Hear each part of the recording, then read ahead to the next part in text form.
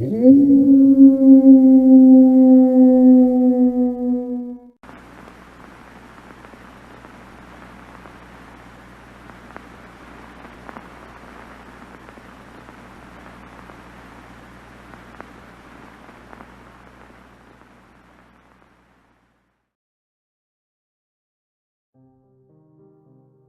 moved into the house when I was 16. I remember walking up the steps to the dusty old Victorian home as if it happened yesterday. Believe me, I wish it hadn't.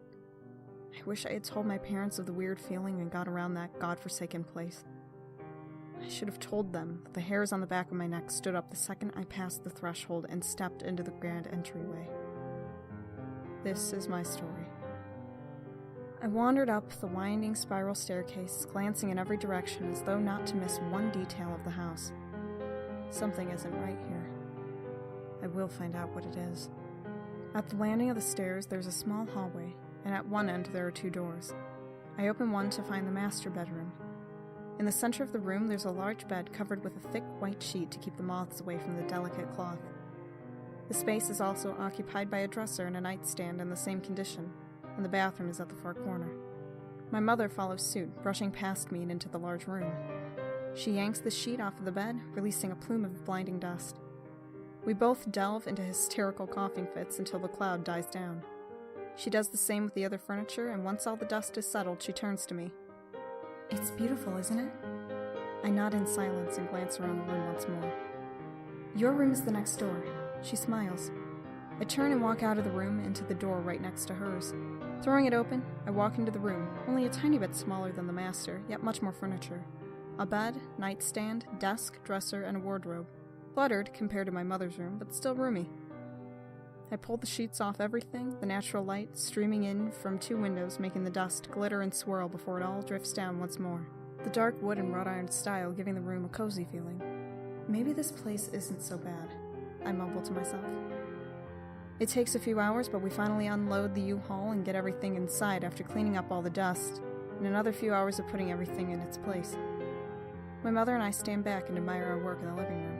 "Your father would have loved this place," she whispers, a tear streaming down her cheek. I nod, choked up. "Get some sleep, kiddo. You have a lot of exploring to do tomorrow."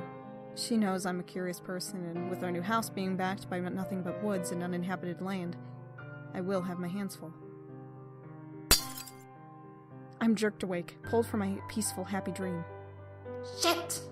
my mom exclaims from downstairs. I jog down the steps after pulling on my robe. "What's going on?" I say as I step into the kitchen. The jam jar is shattered into a million little pieces on the tile. I bend down and help my mom pick up the shards from the sticky mess. "Sorry I woke you up, honey. It just slipped out of my hands." "It's okay, Mom," I smile. "Go on, kiddo. I know you want to check that out," she says, jabbing her thumb in the direction of the backyard and the forest. I smile and get to my feet as she continues cleaning up the jam. I grab a granola bar for breakfast and run up the stairs to get dressed. I poke around the trees, catching sight of many deer and a fox on my way deeper and deeper into the woods.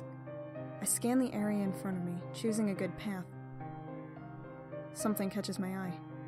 A house in the distance. Neighbors? I ask myself. I didn't know we had neighbors. I speed towards the house.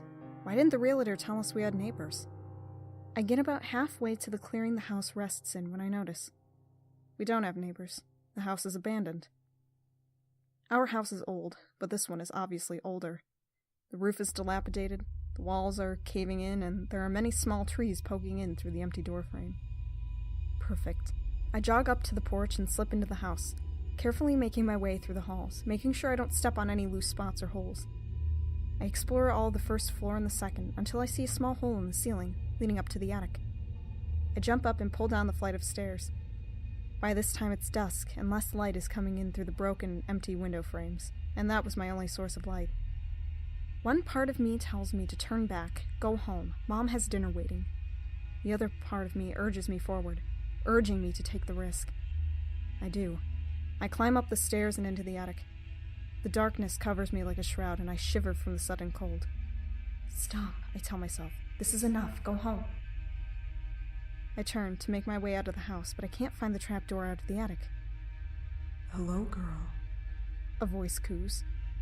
I whip around again, and I see two glowing orbs. One of a stunning green, and the other of a piercing blue. I stumble back until I hit the wall. Oh, please, don't leave me. It's very lonely up here. The eyes come closer. I hear a small click, and a tiny dim light bulb flickers to life. Before me stands a mangled man, covered in scars, huge bent wings coated in black, silky feathers expanding from his back. Plastered on his face is a wolfish grin of pointed teeth, and his body is covered by a once fancy suit, now torn and dirty. I do not want to be alone any longer. His eyes are sad, the color dimming. I have the overwhelming feeling that he is truly alone. He can't be that old, can he? Who are you? I stutter. I do not know. I have not a name or a kind. I will not let you leave. The eyes are now devoid of sadness and filled only by malice. You can't leave this house. I won't be able to escape. The realization hits my mind like a pile of bricks. Make your decision now. Stay, or I kill. I wince. The creature's eyes soften. You may leave if I come with you. I shake my head. I can't walk around the creature trailing me. I can solve that, he says, the wolfish grin returning. Did he hear what I thought? He reaches back, pulls a black feather from his gruesome wings, and walks over to me. I'm terrified, but I try not to show it. He reaches behind me and digs the end of the feather into the side of my head behind my ear. Things flash, then go back to normal. The winged man is still standing in front of me, but the scars are gone. Only you may see me. I am your mind. From then on, he was in my head, appearing all the time to talk or otherwise constantly talking in my mind, never leaving me alone. Always there. This is my suicide note, or rather page. He's never left, and I'm losing it. Goodbye.